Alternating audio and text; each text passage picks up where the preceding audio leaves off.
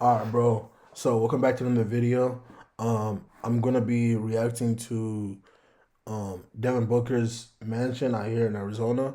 I'm gonna give you my feedback, and also, I I already went over this, but I have background in interior design, so I'm also gonna give my input on that as well. So let's get started. What's up, AD? Welcome to the desert. I'm Devin Booker. This is Haven.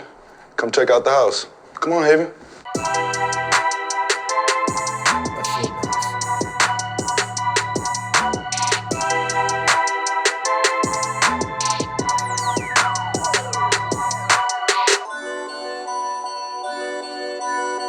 This is the great room. I had a wonderful team help me on this. Clemens design team helped me bring this vision to life. The mountains coming in right from. Bro, you see these chairs? You see these chairs, bro?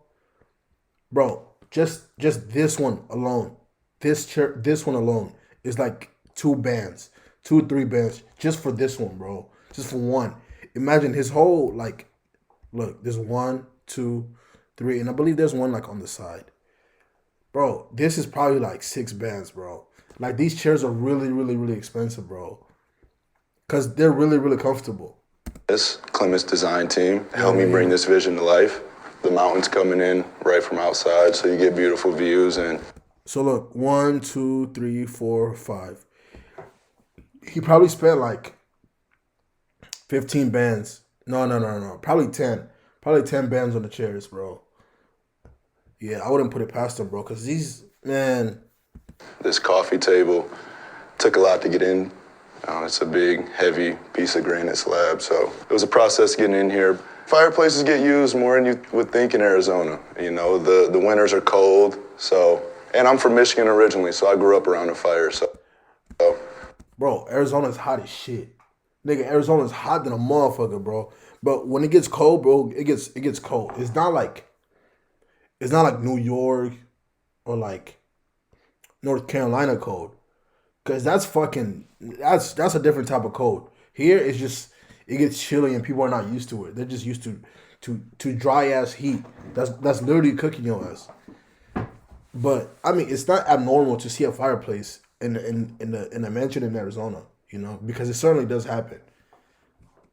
I keep the fire on. Come to the living room.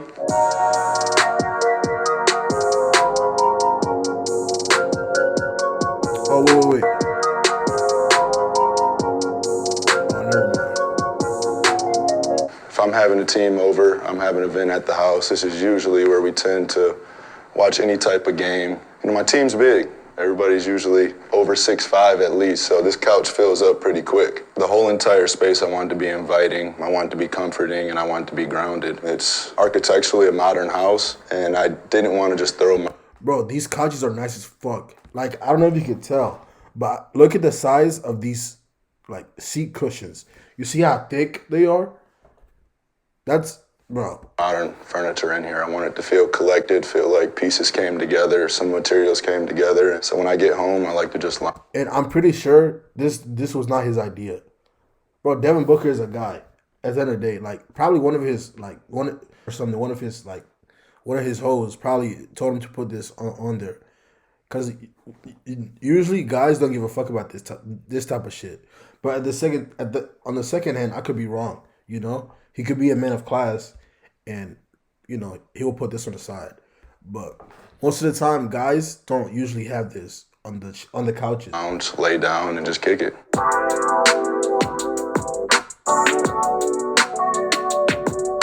When I have the team over, this bad boy right here gets used the most. We play this little game called Boo-Ray on all of our flights. So sometimes after the flight's over, the game carries over to here. But you can also play Uno here. We play spades. We play any type of game. We custom built this table to my liking. Put these nice suede chairs next to it that gives it a nice feeling and texture to it. I think the bar next to the poker table go hand in hand. It's perfect.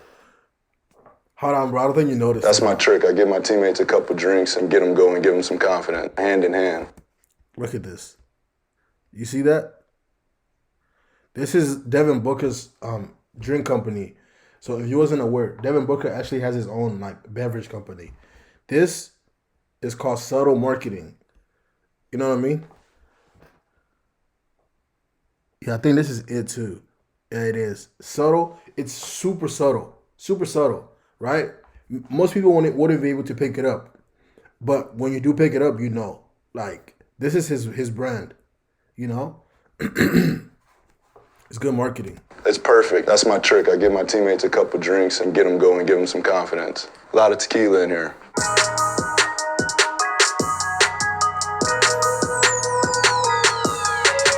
So here's the kitchen. I don't do too much cooking. Shout out to my chef Ryan, prepares unbelievable meals for us all the time. You know, Bro, that kitchen is nice as fuck.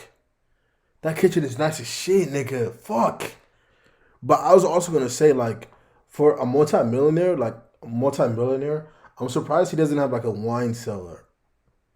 I'm pretty sure he does. Maybe he does. I don't know, cause the reason why I say is because he has a like a detached bar. You know. I don't know. Maybe he's gonna show it. Maybe he's not. I don't know. I talk about having the team over a lot. That was kind of my mindset around this house is, make a place that's inviting and have areas where you can, talk and chill with each other. And this is one of the areas where. He makes a good point. So, in a lot of houses, in a lot of new builds, the island or not the island, the kitchen is always like I said in a previous video, the kitchen is always the vocal point of the house, right? And a lot of people in a lot of new builds, a lot of new houses that are being built now, all of them, like the majority of them have an island. The reason why that's so important is because everybody in a house or everybody in a community, they all migrate to the kitchen and they migrate to the island. So the island is always like, oh, like this is where people are gonna be congregating, and people are gonna come here and talk and be in communion, you know. So and it's a good thing because he has two islands. There's one here and there's one here, you know. So like the kitchen is always a focal point of any house, and the island is always like the communication center, if you will. That tends to happen. It's very spacious. Two islands in here, the marble top, very cohesive. I love how they hit off of each other. And some fresh picked limes from the backyard. He does have it. Look, Now this is the wine cellar. we're headed to the dining room, and this is where dinner is served. Yeah. This is actually my seat right here. I have my family over a lot. I have my friends over a lot. And I like to do dinner, as a collective group. I like to sit down. I don't want it to be all over the house, so we keep it in one spot. And these chairs are unbelievable. They have a mid-century. Bro, I'm curious about this art. I really am. Because it's like, I don't know if it's contemporary art, but it's some kind of art. And I'm not sure, but it's kind of like mind-boggling. Because I'm confused as to what's going on. Like, is it a screen? Is it a painting? But I like it. I like it. For some reason, I like it. Century vibe. Same with the chandelier. Both mid-century. It's a beautiful hint to it. I like. As you can see, the wine cellar right off to the right. I'm all over with the wine, to be completely honest. I took a couple trips to Napa Valley. That's where I started. And now I'm just exploring. I have a lot of friends that are into wine, so they put me on to new things. And I like the process. Like I said earlier, it's about conversation and have some great conversations over some good wine bottles. And last, but obviously not least, this is the James Terrell, probably my favorite piece in the house. And if you stare at it long enough, it starts to look like a floating box. Come on, bro. The James Terrell, he just explained it. I'm curious what that is.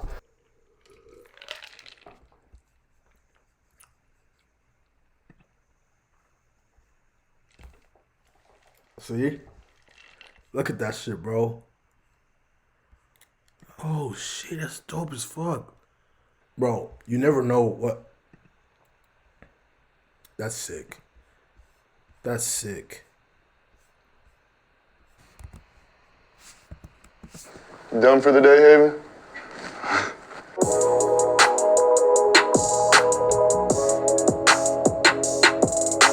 On to the office. This is where the deals get done. Funny thing about this office, used to be my gaming room. So, it took a lot for me to grow up and transform this into a proper office. Hell yeah. But I'm glad I did it. We started this room with this couch. It's like a vintage Italian leather couch, and we built around it. Obviously, you see this strange shaped desk here, piece of art hanging, and just the materials like we talked about earlier. It feels warm and cozy, and, I feel it's part of maturing. But I did love my gaming setup in here. That's another tip. Let me give you another tip, right? Hold on, let me show you actually. Shaped desk I'll show here, you. piece of art hanging, and just the materials like we talked about. This carpet. It goes from wood to carpet, right? The reason why carpet is so important, at least in a small space, is because watch, he's about to talk about it right now. Earlier, it feels warm and cozy. It feels warm and cozy. So a carpet is almost like the symbol of the room, right? When you put a fat carpet in the room, like that's the first thing you see when you walk in, right? So when you put in a lot of people, a lot of interior designers, when they do what they do is, depending on the color of the furniture, they go off of that, or they even pick a carpet and then they choose the surrounding colors around it, because it makes the room feel, it gives the room a certain feeling, a certain like feel to it, And, I feel it's part of maturing. But I did love my gaming setup in here. Oh yeah.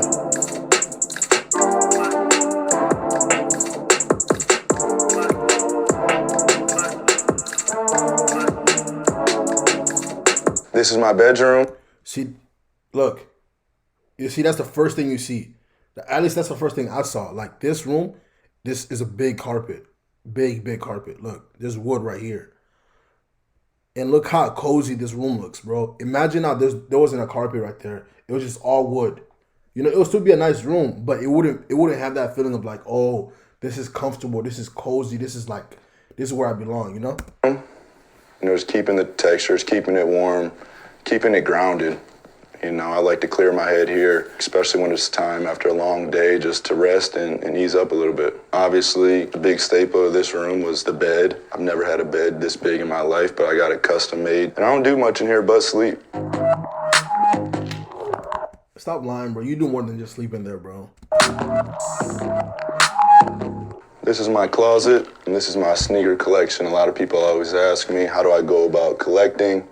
I used to be a lot bigger sneakerhead than I am now, to be completely honest. I used to wait on release dates. I remember as a kid saving a lot of money up to get any shoe that released at the time, but now I get too many. And, the process for me is putting them in storage. So try to keep it at this amount. Yeah, if you can see these ones up top, the white and blue ones, these are some 1985 custom Jordan 1s, which are like an art piece to me. That's how I feel about shoes. Here's another one right here from 1985. I know they look used and beat down, but gives it a lot of character for me. I don't switch it up very much. As, a lot of people know in the sneaker world, Converse is probably my favorite shoe. Hell yeah. I guarantee you, when he said that, the team from Converse reached out to him immediately.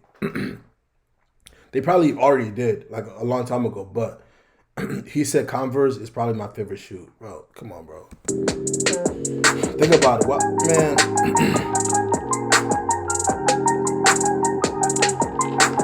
Here we are in the garage. I'm a classic car collector. I think it's a family tradition for me that, I've took on and honed in on. These two right here, I know they look very similar, which my mom doesn't understand, but this is my daily Grand National that I drive day to day, and this is a GNX version. They did only, I think, 547 of these things. So I don't drive it much, but it looks good sitting here. People always ask me what's my favorite, and it's like picking your favorite child, you just don't do that. But I'll take you all the way here to the end to show you my favorite. This right here is Pretty Penny. This is what I drove the game one of the finals. It's a 59 Impala ragtop, all original. So how it came in 59, and this is what introduced me to collecting cars. This is my first piece. I got this 2 years ago now. Yup. Look at this motherfucker. What is that shit? Hold on, let me see. It has a yellow caliber. So it's either a Ferrari or it could be a Lotus. But I'm gonna go with Ferrari. It's yeah. I think it's a Ferrari. I could be wrong, you know, but I was also gonna say I'm surprised because Devin Booker is like he's like the the face of the Suns, right? So he's probably getting paid like if not the most, like one of the most amount in the whole team. So I'm kind of surprised he don't have like a bunch of supercars, but he like everybody has their own taste in cars. Like he likes old school cars, and that's okay. It's just I have the misconception of like, if you have money, you should get like supercars and hypercars. You know, that's just my misconception. I found it in Utah, and me and my friends, we get the backstories on these cars, and that's where most of my conversation is.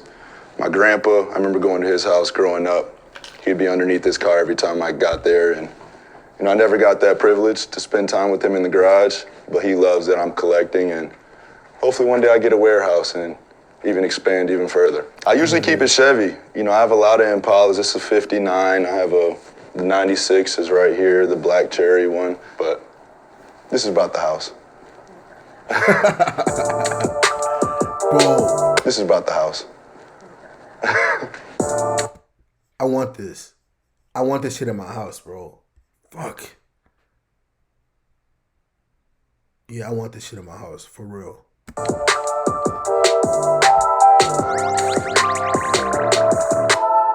Well, this is the backyard. Bro, look at this fucking view, bro. Look, there's this term. Fuck. Forget what they call it, bro. When I was in high school before I dropped out, right? I dropped out of a private school. My parents at the time, before I dropped out, were paying, $10,000 a year at my private school. This is the pool, not much of a backyard, but I actually use this pool very often, whether it's for recovery or for entertainment. Like, that's so fucking sick, bro. Fuck. This is something I'm actually gonna do to my house. Just have a fat ass screen in the backyard. And I like how it's set up. It's courtyard style, and I feel like every section is kind of facing towards the pool, so we have a good time out here. Our projector screen, it comes down right over that box over there, and you can watch it from the pool. You can watch Doesn't that look beautiful, bro? Like, from the hot tub. You can even see it from inside. bro, like this is so beautiful, bro. And a lot of people, a lot of investors, real estate investors, they know that people love like nice views.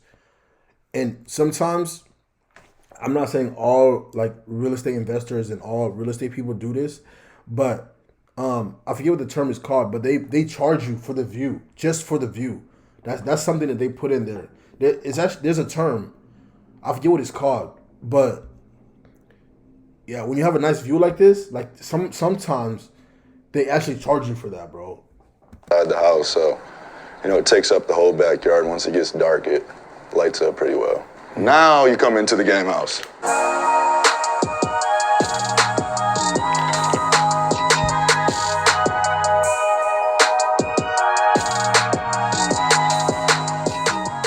This area used to be a proper guest house with a kitchen and 2 bedrooms, and we came here, we just blew it all up and just wanted to make it an inviting, comfortable space.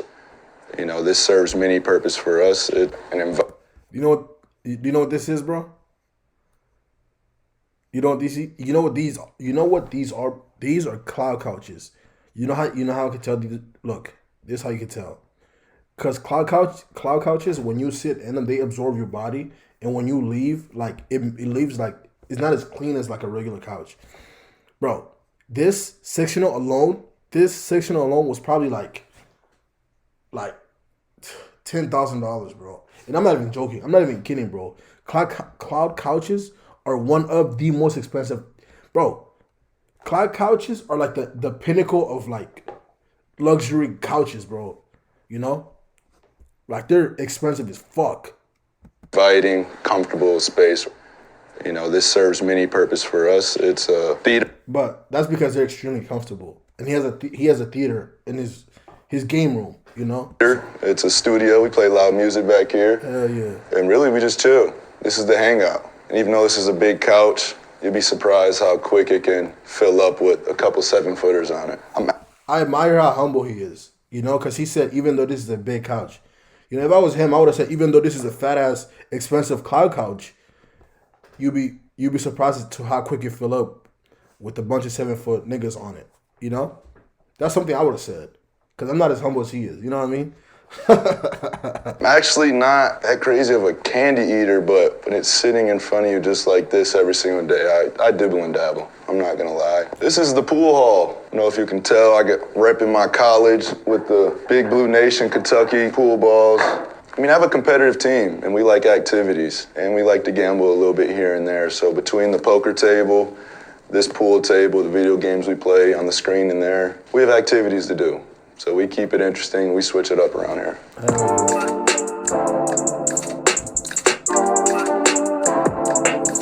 By the way, he has a really, really nice pool. Like, look at this shit goes all it's bro. It's such a nice bro. I'm a sucker for pools. Like my house, it has to have a pool, bro. Like, bro, I don't give a fuck, bro. One thing that my house has to have is a pool, and the irony in that is I can't even swim. You know.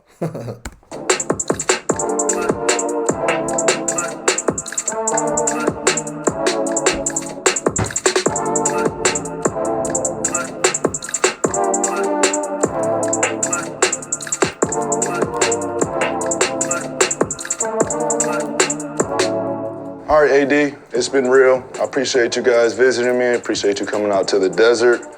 I have a poker game to get to, but you guys are invited back whenever. That's a nice dog. What's up, boo? Yeah, yeah. He has a really, really, really dope house. I'm not gonna lie to you, bro. Like, this is probably one of my favorite houses. I'm not gonna lie, bro. Like, all right. So with that, that's going to conclude my reaction, if you will. And I mean, overall, my thoughts. I think that Devin Booker has a really, really, really nice house, and I'm pretty sure this is not his only house. You know, because when you're as successful as he is, it's very, very smart to invest in real estate. You know, fun fact: real estate. Listen up, bro. This is important. Real estate is the number one most profitable business you could get into. I wouldn't even say it's a business, but real estate is the number one millionaire maker. Like if you get into real estate, bro, it's and you I don't like using the word hustle because there's a negative misconception behind it. You know, like if you get into real estate, right, and you work your ass off, right, like you're guaranteed to become a millionaire in real estate, bro. Like that's the most guaranteeable thing ever. Real estate will always make you money, bro. Always. But with that being said, bro, that's gonna conclude my reaction, bro. Thank you for watching. If you enjoyed the video, bro, don't forget to like, share, and subscribe, bro. And I'm out.